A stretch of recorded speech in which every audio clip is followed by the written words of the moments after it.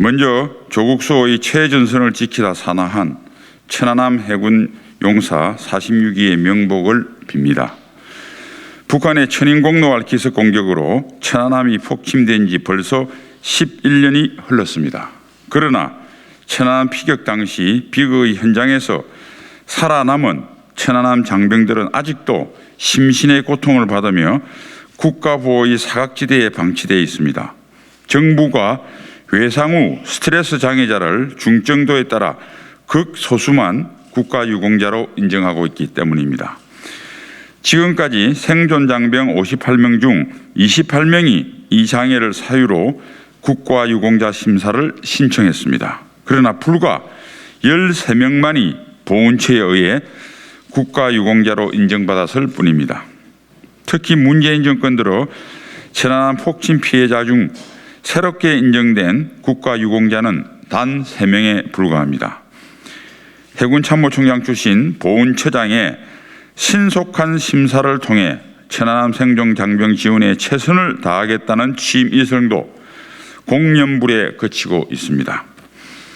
한날 한시에 똑같은 심신의 충격을 받고 심각한 후유증을 앓고 있음에도 중증도에 따라 지원 여부와 지원 정도를 차별한다는 것이 온당합니까?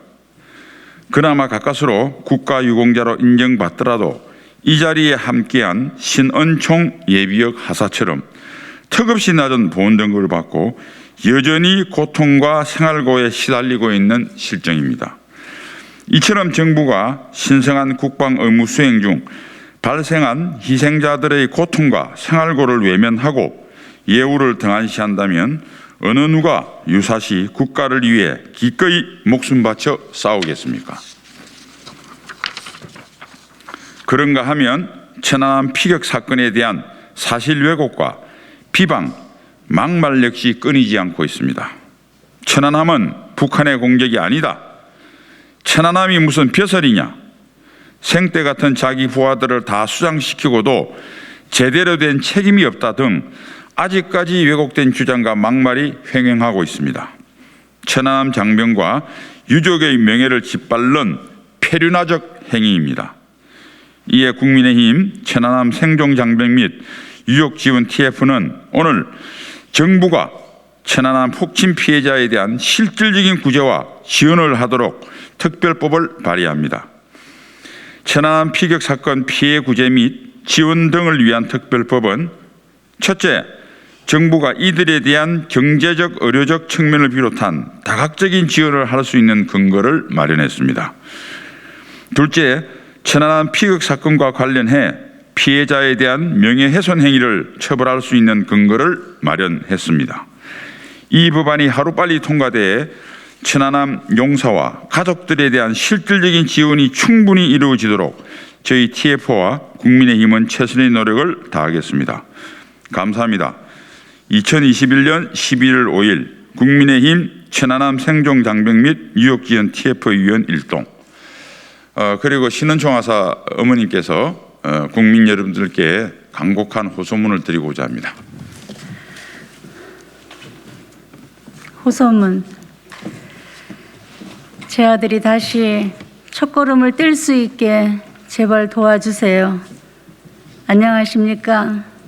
저는 천안함 생존자 신은총 하사의 엄마입니다. 이 세상에 자식을 두러 말하면 모두 저와 같은 마음일 것이라는 생각을 하면서 한 글자씩 적어봅니다. 사랑스러운 아들 은총이는 제게 하늘에서 내려준 축복이었습니다. 태어난 지 11개월 지났을 때 첫걸음말을 떼며 제게 걸어오던 그 모습이 아직도 생생합니다. 아직 첫 걸음말을 떼던 은총이가 눈에 선한데 2006년 10월 13일 겨우 21살의 나이로 제 아들 은총이가 해군 정복을 입고 멋있는 사나이가 되었습니다. 엄마의 품을 떠나 이제는 대한민국을 지키겠노라고 당당히 말하던 제 아들 은총이, 저는 그렇게 대한민국 품으로 제 아들을 보냈습니다. 엄마가 아들을 누군가에게 보낸다는 것, 그리고 맡긴다는 것은 제 모든 것을 대한민국이라는 나라를 믿고 맡긴 겁니다. 대한민국을 믿었고 제 아들 은총이도 대한민국을 믿었습니다.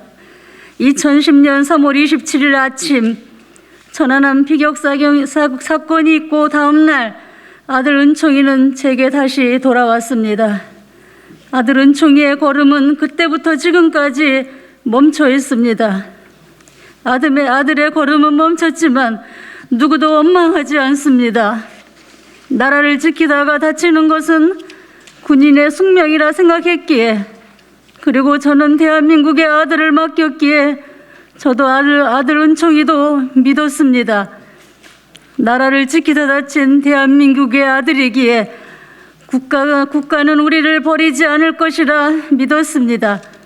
그 이후 저희 모자는 가슴 깊이 사무칠 후회만이 남은 국가로부터 기약 없는 기다림과 병마와의 싸움의 연속이었습니다. 그렇게 11년이 흘렀습니다. 저희 모자는 10년이 넘도록 복합 부위 통증 증후군과 싸워왔습니다. 그동안 어떤 도움도 제대로 받지 못한 채 둘만의 싸움을 해왔습니다. 그러면서 저의 곁에는 은총이에 더해가는 고통과 금전적인 빚만 남게 되었습니다. 몇 번이고 참았습니다. 고통에 몸부림치는 아들을 보며 삶을 포기하고도 싶었습니다. 하지만 혹시나 하는 내일은 더 나아지겠지라고 하는 기대만을 붙잡고 저와 아들은 이 자리까지 오게 됐습니다. 여기서 묻겠습니다. 왜 저희를 찾아오셨습니까?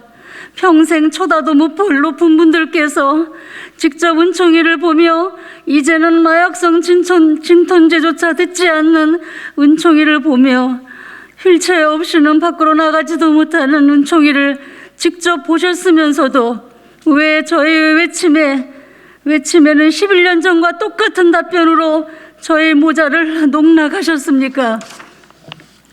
사진 몇 장을 위해서입니까? 아니면 목소리 내며 소리치니까 조용히 시켜라고 누가 지시한 겁니까?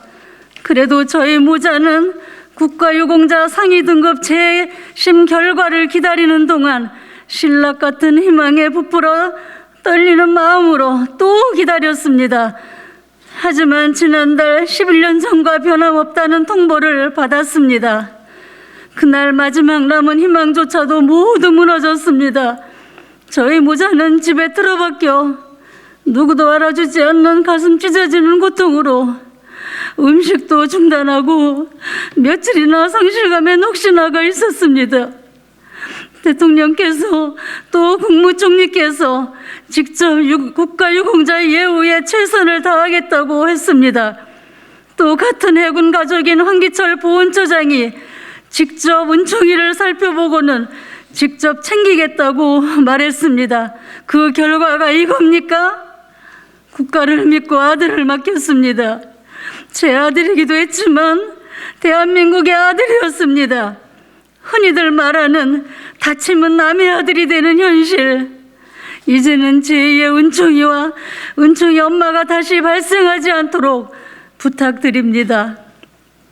그리고 끝까지 국가가 책임지겠다는 그 말, 살아 고통받고 있는 다친 군인들을 위해서라도 지켜주시기를 눈물로 호소합니다. 또한 이 자리를 빌어서 대한민국 상위군경의 유울상 회장님께서 지속적으로 관심으로 도와주셔서 너무나 감사드립니다. 2021년 11월 5일 은총이 엄마 드림.